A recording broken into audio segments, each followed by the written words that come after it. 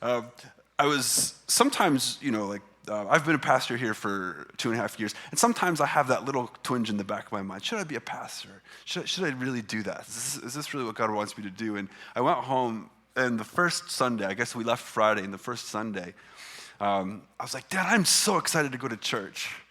We could just go to church together. And so he and I went to church at like 7 in the morning, and I was like, he's Catholic, and so I was kneeling there, and we were praying and singing. I'm like, I just love this.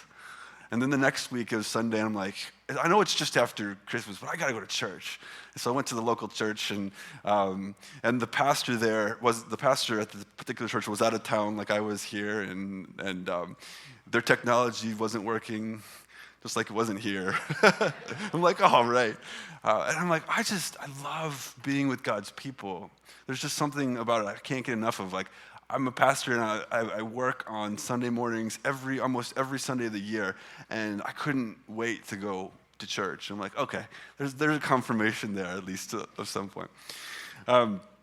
So as I was home, and as I was worshiping with my father, and when you get in your home setting, all sorts of memories fled back. And some people I know grew up here in Thunder Bay, but some of you, like myself, grew up elsewhere. And you go home, and you've been away for a while, and all these memories and emotions that you thought weren't there anymore or were dormant, they just come flooding back in. And I had this distinct memory as I was prepping for this morning and thinking about this sermon. I had this distinct memory of waking up one morning out of a nightmare. Does anyone here have like super vivid dreams? Are you a vivid dreamer? Yeah, I'm a vivid dreamer. I had some really terrifying ones this last couple weeks. I won't tell you about them. But I remember as a kid, it's just a distinct memory, I had this dream that my father had died. And I was like, I don't know, 8, 9, 10, 11 years old. I don't remember how old I was. But I had this, and it was so real. And it was like waking up out of a night terror. And I remember as a kid just sobbing, like, that feeling is so real. And I had to go, and I had to see him. I had to like touch him. I had to be convinced that the dream wasn't real. So I remember I had the room down in the end of the hallway. I went down, and my dad was in the bathroom getting ready for work, and my mom was there, I guess in her nightgown. And I was like, Mom, is Dad alive? And it's like, of course he's alive, I was like, well, I just have to know. And so she brought me into the bathroom, and I saw him there. And I just remember thinking, such a relief, but such a confusing mix of emotions that came with it. And I was thinking about this as I was preparing for today, because I've been preaching so far this year, or the end of 2018, I've been preaching on prayer and entering into our Father's presence, and what it is to develop a desire to pray in a life of prayer. And I thought, isn't it often so confusing to come into our Father's presence? Sometimes we're afraid of him. Sometimes we have so many emotions that when we get to trying to pray or trying to develop our prayer life, it can just sort of go south and tank. And sometimes we go through so many nightmares in life, real nightmares that we live through, that sometimes we're not sure if he's still alive or not. Is he there? And how do we know if God is still alive after all we've gone through? And if you think that you're the only one who has these kind of thoughts, you're not alone. This is not just a human experience to wonder if God is alive or if he's around. But it's a confusing time to try to be a person of faith. And so I have this sort of blurry picture to symbolize this today. And I wanted to just give a little bit of a few words and description of what it's like to be a human being alive today in this part of the world, trying to do Christianity, trying to be a person of God. So in case you don't know some of our cultural history, we're like in the 3rd century, 300 years worth of our whole culture trying to do life and society and politics without God. We're 300 years into a great project in Western society of imagining what it's like to do life without God. We're at a time where people don't want any authority in their life. They don't like authority. They don't like people telling them what to do. But yet many people are feeling something spiritual. They have a spiritual awakening inside of them.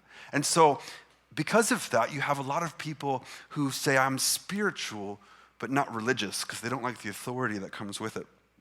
And the challenge is with that is that our feelings are so complex as human beings that how do we stay oriented in this mix of feelings? People today are walking around and they don't really trust the old stories anymore because we have this cultural confidence that we have in every way progressed. The reason why people used to believe something is because they were barbaric a little bit. They were confused, and now we've evolved and progressed. And that's an underwriting feeling today.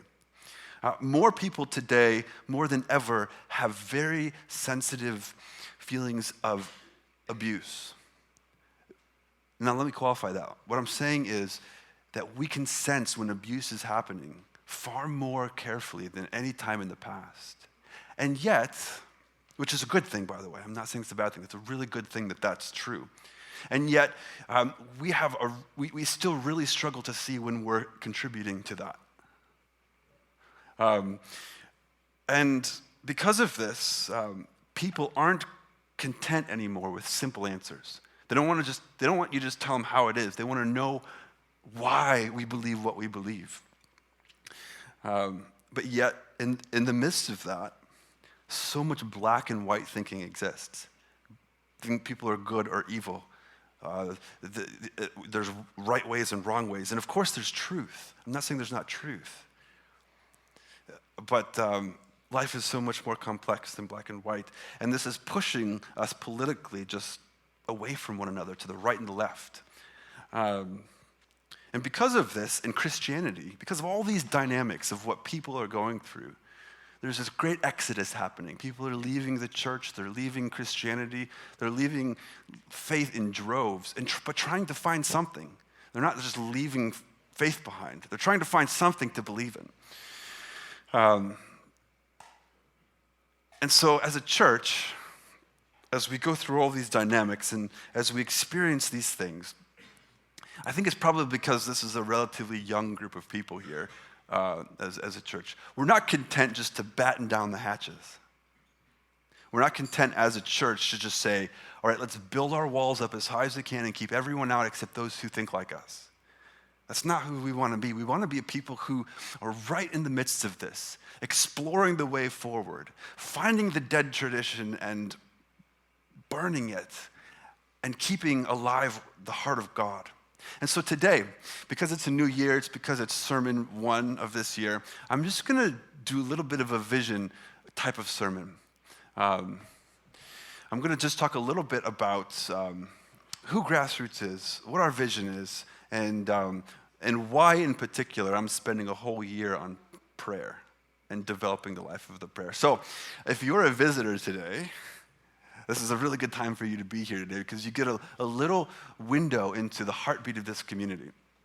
Every year I do this at the beginning of the year, near the beginning. I open up Isaiah chapter 11, which is kind of our heartbeat Bible verse. And I talk a little bit about who we are as a people. And so that's what we're doing today. We're going to get into this a little bit and specifically focus in on prayer. So we go to Isaiah 11. I don't know, I'll explain why this is, but it's probably more mysterious than even I know. But Isaiah 11 and its vision for Jesus and for God's kingdom has been part of the heartbeat of this community from, I think, the very beginning. I came in and I heard about this and I thought, this is so true. If you want to understand Grassroots, what it's about, what it's trying to do, just dig into Isaiah 11 and you'll find a lot of vision there. So Isaiah 11 begins like this. A shoot will come up from the stump of Jesse. From his roots, a branch will bear fruit. It goes on to talk about this great kingdom, this great king and his kingdom and the peace that exists in his kingdom. And it's written, Isaiah 11 is written some hundreds of years before Jesus. So we don't know exactly when it was written, but we do know that whoever is writing it has a vision that there was once a tree, and it was once a large tree, and it was glorious, and lots of birds of the air found their homes in it, and there were fruit. But at this point, that tree had been cut down. It had been chopped down, and there was no tree left. And this is talking about Israel, the people of Israel, David's kingdom and his sons and how it all played out, and how God, because of their idolatry and because of their sin, he cut the tree down. It was God's doing. God cut that tree down, and David's line would be no more, except for the fact that the roots were still alive. The tree was gone, but the roots were still living. This is the image that Isaiah gives us. And I think, just an aside, if anyone in their life feels like a stump, you're still alive. There's still life in your roots. And out of what seems to be something dead and barren and broken and gone, out of this stump will come a branch that will bear fruit. And this branch, as Isaiah 11 tells us, is a person. A shoot comes out, someone from the line of David. They'll bear fruit in life. A leader. They're waiting for a leader to come out of the stump of Jesse. Now, the characteristics of this leader, as you read through, you kind of gets blurry there, but let me just sort of share with you kind of the characteristics of this person they were waiting for. This is going to be a leader who can see through the power plays of the politicians. All of the political tangled webs, this leader is going to be able to see through it. And all the lies of the world leaders will be clear to this leader. This leader won't be taken by the lobbying of rich people. This leader cannot be bought by rich people's money, but they will judge fairly. The wicked schemes of the world will wither away in this person's presence. This is the kind of leader they were hoping for. And this leader will grow up and be strong and faithful. Think about this. This is who they were looking for. And it goes on, the vision goes on that this leader will come up and will have a kingdom where formerly hostile people groups will come and find unusual fellowship. People who are supposed to be enemies in the world will live together as family. And the way that the really interesting language that comes around this, the wolf will lie down with the lamb, the little child will lay down with a snake, the bear and the cow will exist together. These animals who are supposed to be devouring one another and prey and predator will find peace together. And Isaiah tells us in verse 9 that the earth at that moment will be filled with the knowledge of the Lord as waters cover the sea. And I think it's because of all of this teaching and all of this idea, all these ideas. Why does Grassroots gravitate to these type of ideas? Well, I think, out of it, we love creation. We love creation theology, recognizing that we're a community with God's creation around us, that we're not here to dominate and subject the created world, but we're here to care for it and to see it as alive and living. We love those imageries. We have a heart to push against racisms and the things which divide us in this community, and especially recognizing it when racism pops up inside of us, recognizing it and pushing it away. We want to consider, and this image helps us, we want to really consider how we treat people in the world that the world usually mocks. Think about the mocked people of the world, who they are, and the way that the world laughs at them. We want to really consider how Jesus would treat them. We want to rethink God's vision for the created world. Sometimes some Christian communities can get so focused on God's anger and God's wrath, and God is wrathful. But we have to reconsider, I think, very carefully what God's wrath is aimed at. Oftentimes we can too quickly think it's right at us. It's more complex than that. God's wrath is aimed at whatever enslaves human beings. And as much as we contribute to that enslavement of others, we stand in the line of that. But God's not this brewing, angry father who can't wait to abuse us. That's not who God is. And there's lots to talk about there. We want to give ourselves in this community, because of some of these ideas about a peaceable kingdom, we want to give ourselves sacrificially to refugees. And I wish I was here last week or a week and a half ago when this space was filled with new refugees into town, welcoming folks who had to flee from where they were from. This gives us this desire to do that.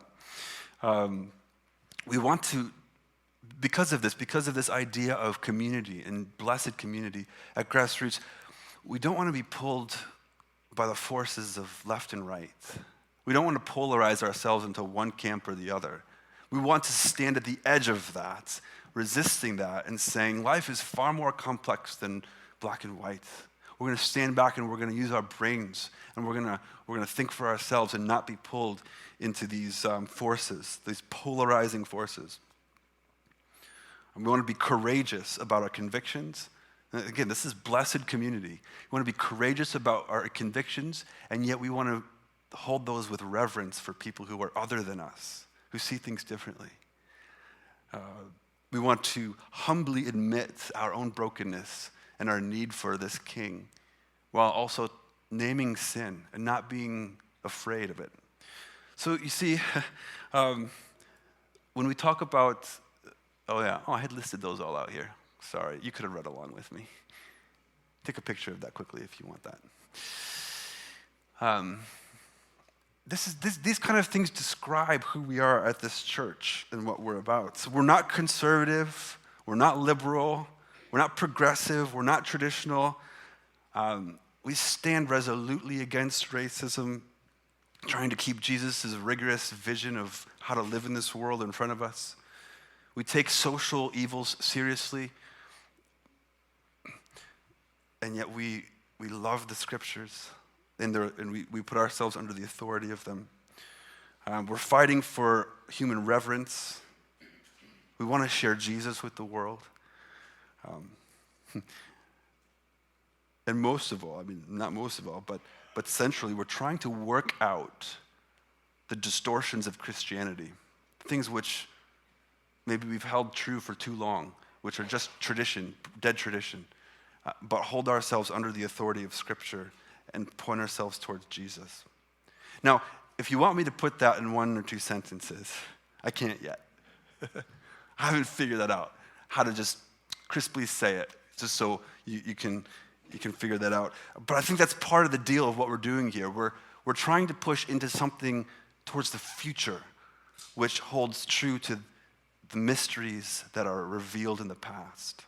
And it's hard to put that into words. And because of that, I think this church has oftentimes been seen in the community as a confusing church. What is this church about? What is it? Is it a cult? What's it doing? I think that because of what we're trying to do here, because of all of these things, we're never going to be understood. And that's okay, or at least not in the short term. But because of that, what we're doing is going to take some things. It's going to take humility on our part. It's going to take reverence. It's going to take generosity. But at the very core of what we're trying to do here, and this is why we're going to be talking about prayer for many more months, is in order to do all of this stuff and to be this, we have to have a dependency upon God. We can't do this thing on our own strength. We can't shoot for the stars of beloved community, as Isaiah put it, without having a deep and reliant dependence on God. That's why we're talking about prayer. Our identity here is to push boundaries, but we're not doing it for the sake of, because we love new things, we want to be different. We were recognizing that it's a very difficult time to be a church and to be a person of faith here. But we're going to chart our way forward into this idea, this vision of new creation. The earth, Isaiah said, will be filled with the knowledge of the Lord as the waters cover the earth. And if you want to give some words, let's see, did I put this up? If you want to give some words to what we're trying to do here, this is how the best way we can find out to talk about it. We want to restore faith. For people who've walked away from faith, or their faith has been broken, or they have no confidence anymore in the church, we want to be a place for people who can come and they can express their doubts, work through them. They don't have to shut their brains off at the door. They can come in and try to find their faith restored in God. This is question asking. This is creating those safe spots. This is pruning off dead tradition. We want to help restore people's faith in Jesus. That's one of the main things that we're trying to do here. Secondly, we're trying to shape bright disciples. You'll hear this kind of language abound. We're trying to take our own sin and our own brokenness seriously enough that we can actually find ourselves transformed and remade and healed, so that when we walk into our workplaces and into our families, we're the type of disciples, we're the type of followers of Jesus who are inspirational. People will be inspired by our lives. But we also want to know why we believe what we believe. We want to be bright. We want to think through this. And we want to shelter vulnerable people. We want to be people who walk around and cover the earth, not because we're an empire, but because we have a blanket, and we want to put that on cold people. Any people who are walking through vulnerable situations, whether they're in an individual or a people group, we want to be the type of community which puts our shelter over the top of them. The earth will be covered. I think, as you remember from the Isaiah verse, it says, with the knowledge of the Lord.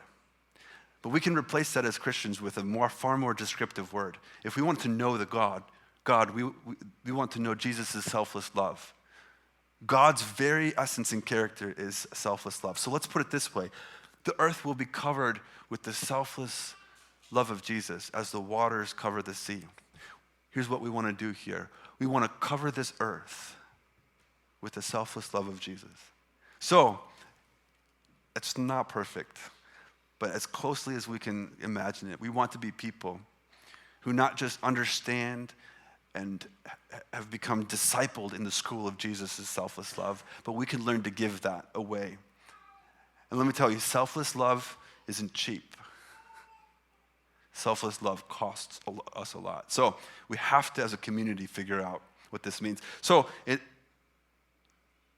order to sort of move into the idea of prayer a little more, I want to focus in, I'll talk about this a little more in a second. I want to focus back in on the peaceable kingdom. Because we can't do this again on our own strength. If we try to do this on our own strength, we're going to fail. We'll burn ourselves out. We will blow ourselves up. We need God. We need to be dependent upon him for this. And I think this particular community and all that we're trying to do has been tempted sometimes to go about this with our own power and our own strength. That's why we're on prayer. So let's focus in on verses 2 and 3 from Isaiah 11. The branch will come forth from the root of Jesse. The branch will bear fruit. And here's what Isaiah says about this person. The Spirit of the Lord will rest on him. The Spirit of wisdom and of understanding, the Spirit of counsel and of might, the Spirit of the knowledge and the fear of the Lord. And this person will delight in the fear of the Lord. So what is this knowledge and fear of the Lord? That's what I want to finish off with today. I'm going to just drill down deeply, because that's what I'm talking about with prayer. We've got to have a spirit here of the knowledge of God and the fear of God. Those are some big, heavy words. So let's unpack that. And when I talk about this, I think about three things. We have to find dependency upon God. That's the first thing. Second thing, we need to cling to him actively in our life. And the third thing, we need the experience of prayer. So, I don't know, I'd probably need another 2 weeks of actual 24/7 preaching on this to unpack this. But I'm going to do my best here to unpack these two phrases. Because if we don't have these two things, the game over. We can have our biggest dreams and ideas in the world, but we need these two things to keep going. And if we want to come to the brightest light, the most clear focus of what Jesus' selfless love looks like and who God is, this is where we come. We come to the cross. And here's what the cross is all about. It's about costly, selfless love. Jesus said, take up your cross daily, right? This is at the centerpiece of Jesus' teaching. He's going to go and show us what selfless love looked like, and he's going to pave the way for us to join him there. He goes to a cross, we get the cross. That's Christianity 101, the basic formula of Christianity. I think sometimes we miss this. We forget this. We recognize that in the cross, the major focus of the cross, the reason why we need the cross, is to counter our feelings of self-dependence. I'll say that again because this is the centerpiece point. We feel like we got it. We don't need God. We can do this thing alone. If we don't just think that in our brain, most of our lives are shaped around the idea that we've got this thing. We can do this alone. We don't need to be dependent on anyone. It's our culture, it's our day and age, and it's the human condition. And Jesus' cross and God's work on the cross stands resolutely against human self-dependency.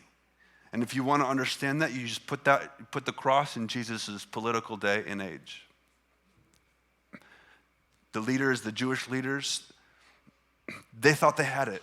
They got this. And what they did is they played political Russian roulette with the Romans, and they lost.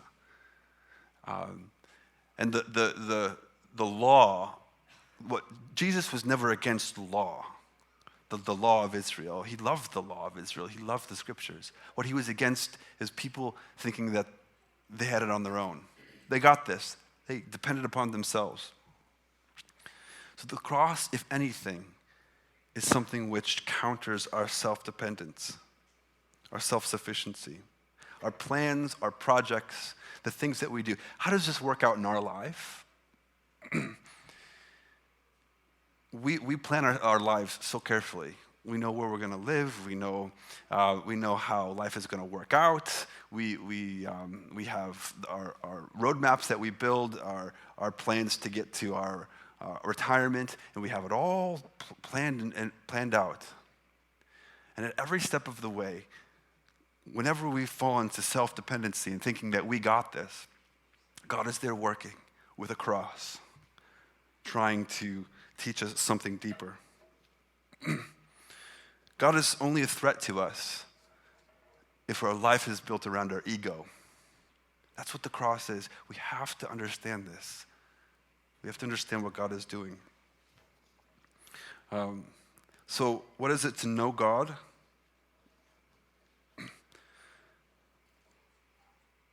To know God at its very core is to recognize that he stands resolutely against our projects of self-dependence. If something is happening in your life and you sense God is at work, I guarantee he's working at that.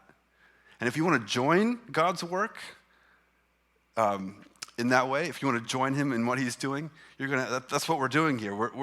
We're telling the world with our cross-bearing daily that their projects based on human understanding are futile. It's not pretty. It's not fun. Guess what that means? That means we get crucified. That's what this whole thing's about. God is trying to help make us dependent upon him. The second point about the cross, the hard point about it, if we're looking into it and thinking about the knowledge of God and self-dependency, not only is he working against human self-sufficiency, but he's willing to provoke crisis to make that happen. This is hard, guys. I'm giving us the hard edge of the gospel here. If our life is filled with dissonance and our life is filled with our projects not really working out the way that we wanted them to, it means God's at work helping us remember deeply that he's dependent. Now, God doesn't create evil. God doesn't create sin. But he's willing to let that all run wild in order for us to finally remember how much we need him. It's hard. It's a hard teaching. I don't know if you feel like crisis or chaos in your life is running wild. God is willing to let that happen to show us just how much we need him. The cross is that. That's the very thing. He's provoked a crisis, let evil run wild in order to save the world. That's what he's about. So we learn to expect dissonance. We expect things that disrupt our projects. Page 4. That the cross also teaches us that this is a God who works in paradoxes. Do you want to know God? Do you want to have a spirit of the knowledge of God? Recognize that he's going to do things in our life that not only, like the word grace, right? We expect grace to come and comfort us. There's graces that comfort us, and there are graces that humiliate us. Have you ever gone through something humiliating? It's a cross. That's the most humiliating. Like we put a cloth over Jesus' body because we can't quite see what really happened. He was naked. There are graces in our life which humiliate us. Can we embrace that? They're there to show us how dependent we are upon God, that our failures, like the great saints of the Christian tradition are so in touch with their brokenness and their failure. It becomes their glory. It becomes the very thing which makes them rejoice so much. This is hard, but this is what this is about. And if we can't join God's work in this and cling to him in the process, all the great things that we want to do will come to nothing because they're just become our own projects. Grace which humiliates. That's an interesting thing to think about. But knowledge of God is not just about enlightenment. We don't just come to God thinking that we know more and we know more and more, and then finally our heads will be so big that we just know everything about God. Knowing in the Bible, you know someone that's we talk about. I'm going to know someone biblically. Those who have ears to hear will understand what that means. Knowing something isn't knowing about something. Knowing someone is experiencing them. Having an experience with God. Jesus, when he was teaching, the hardest part of his teaching, in the middle of his ministry, said, I am the bread of life, which comes to give life to the world. Those who eat my flesh will have life. And what he meant by that is those who understand that when he's going to give himself up on the cross, showing what full dependence looks like upon God, he's going to show the world who God is. And if we live our lives full of our own projects, full of our own ideas, God is only an afterthought. We're not feasting on that which gives life. We're eating that which gives death. True life comes through sacrifice. It's the centerpiece of Christianity. So, I don't know. These are all mysteries. These are hard thoughts. But the basic point is this. If we want to come and heal as people, if we want true healing in our life, without first going deeper into our hurt, we have understood nothing about the foundations of our faith. The way up is down, the way into God's heart is through suffering. So, friends, brothers and sisters, hear me well. As we go forward into this great grand vision of what it means to be God's people, we need God. We need to experience him and taste and see that he is good. We need to be on our knees recognizing regularly how dependent we are upon him. And recognizing that when he acts in his maddening, unmistakable but unintelligible contradictions and paradoxes, We need to be people who can draw deep into that and cling to him nevertheless. This is what we're doing here. So my invitation, friends, is this. We want to come to know and fear God here. We want to embrace the dissonance in our life that disrupts our life. We want to embrace our dependency. We want to glory in our weaknesses. We want to embrace the paradoxes and taste his flesh together. And if there's one word that I can think of that pulls that all together, it's prayer. A life of prayer. And so far I've been I've been stoking the desire to pray. I spent 3 months stoking our desire to pray. And now we're going to enter into the school of prayer.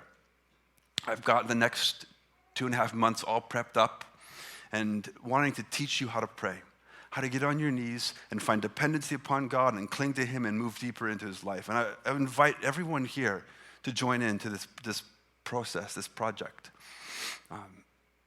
Because without it, if we don't have this as the foundation of what we do, this place can spin its wheels forever. It'll eventually blow up.